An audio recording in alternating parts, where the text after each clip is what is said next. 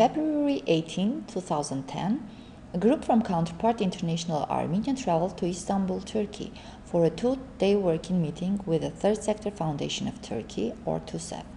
The trip was the first event in the Cross-Border Cooperation Initiative, a continuation of the Civil Society Index.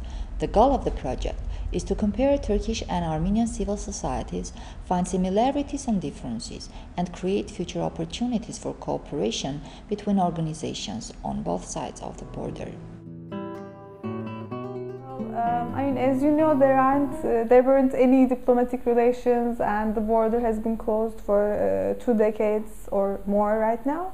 And we come across with Armenian colleagues in international meetings, at civic assembly, everywhere, and we always enjoy having dialogue.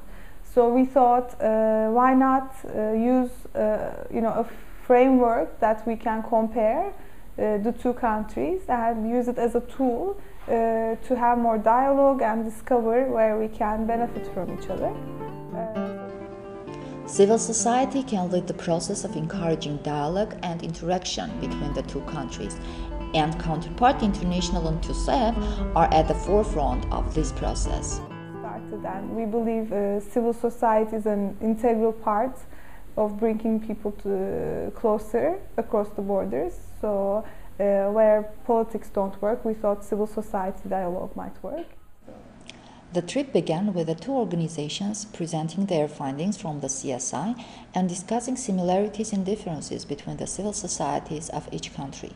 Much information and experience were shared between the two sides, and many similarities were discovered, such as weak internal governance of organizations, dependence on foreign funding, and low public participation, which is nevertheless intensive and diverse in both countries. We have a huge amount of information both on Armenian and Turkish civil societies that has been generated through the CSI research.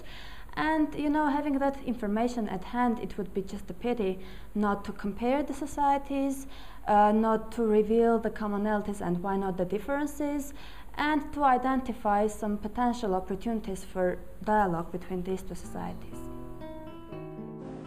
Counterpart was able to meet with representatives from many Turkish civil society organizations that are working with Armenian organizations such as Turkish Economic and Social Studies Foundation, or TESEF, the Hranding Foundation, AGOS, and the Bahçeşehir University.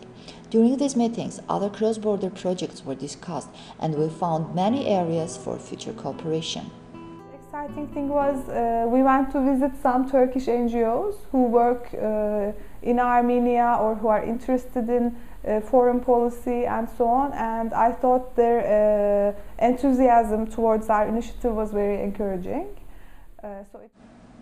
An important part of the trip was planning the joint comparative study that will be carried out between the two organizations and the future activities of the project. We will now continue working on the comparative study,